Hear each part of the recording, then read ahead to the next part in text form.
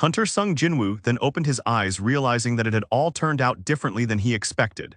The cold sensation faded as he processed the changes. He woke up in a hospital tent, his heavy breathing filling the air. The way he clutched his chest made it clear he had felt it. Again, the sharp pain when that statue pierced his chest, but he didn't understand how he had survived. He thought it might have all been just a dream, a terrifying illusion brought on by his near-death experience. Looking around, he realized he was in a hospital tent. It finally sank in. He had just woken up. He was being attended to by two men in suits. Hunter Sung Jin-Woo, seeing them for the first time, felt a bit agitated. It turned out they were inspectors from the Korean Hunters Guild. It turned out that Hunter Sung Jin-Woo had been unconscious for 3 days. Hunter Sung Jin-Woo asked the Korean Guild inspector how Mr. Song and Hunter Joo-hee were doing.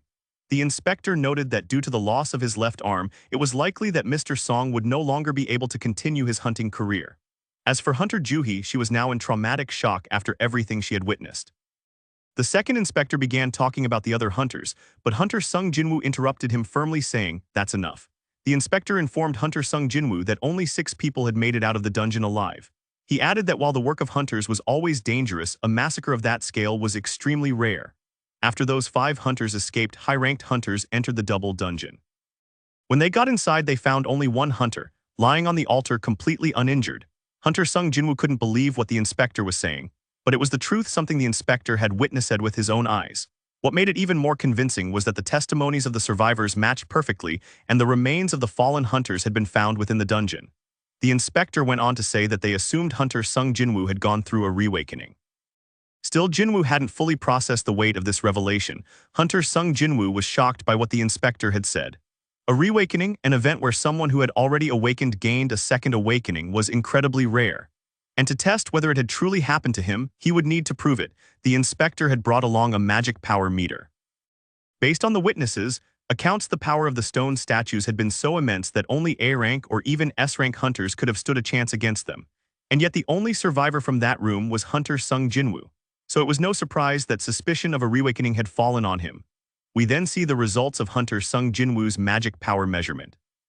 The assistant inspector who conducted the test remarked that even by E-rank standards the result was extremely weak, barely registering at all.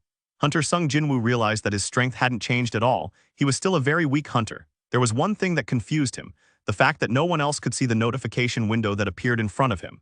Only Hunter Sung Jin-Woo could see it, making the entire experience feel even more surreal.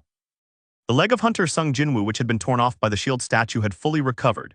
Even the wound on his chest, once pierced through, was completely healed, leaving no trace of the life-threatening injuries he had suffered. The dreamlike state Hunter Sung Jin-Woo found himself in left him with no idea what was truly happening in his life anymore. He was trying to make sense of the mysterious notification window, something only he could see. And so while he was carefully examining that strange window, someone walked into his room. It turned out to be his little sister Jinna.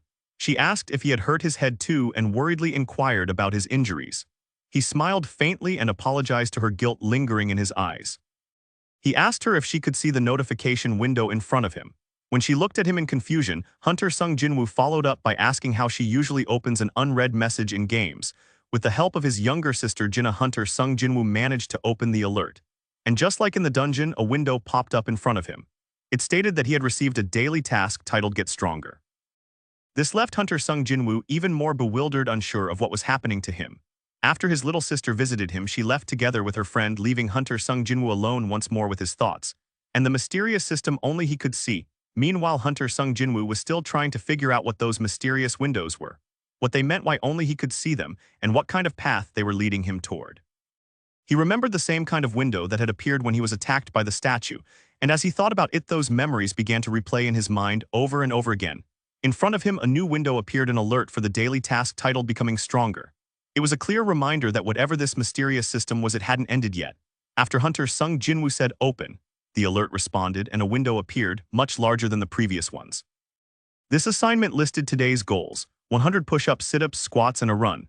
But what stood out most was the warning at the bottom: for failing to complete the tasks he would receive a penalty. The cautious hunter took it as nothing more than a simple joke, thinking the daily task was just some strange prank or illusion. With skepticism in his eyes, he decided to go along with it, at least for now. He decided to go to bed thinking he'd figure everything out after getting some rest. But there was one problem: the task window didn't go away. It hovered persistently in front of him, refusing to let him ignore it. We are then shown a separate warning: if he does not complete the assigned tasks within the prescribed time, he will receive a penalty. The message was clear, this was no joke. Suddenly, after a while, Hunter Sung Jin-Woo woke up to violent shaking and earthquake so strong it threw him out of bed. But as he looked around, he realized it wasn't just an earthquake. He had been transported to an entirely different place altogether. That place turned out to be a vast scorching desert. Hunter Sung Jin-Woo sat in shock trying to process what had just happened, unaware that something ominous was looming behind him. The shadowy presence behind him grew larger and larger, closing in without a sound. Hunter Sung Jin-Woo finally turned his attention to the presence behind him. What he saw was a giant sand centipede emerging from beneath the earth, its massive armored body writhing as it rose to the surface. Jin-Woo stared at the giant beast, sweat pouring down his face. Just then, a window reappeared in front of him, alerting him that he now needed to survive for 4 hours. Hunter Sung Jin-Woo, who had just returned from the horrors of the double dungeon, found himself once again in deep trouble.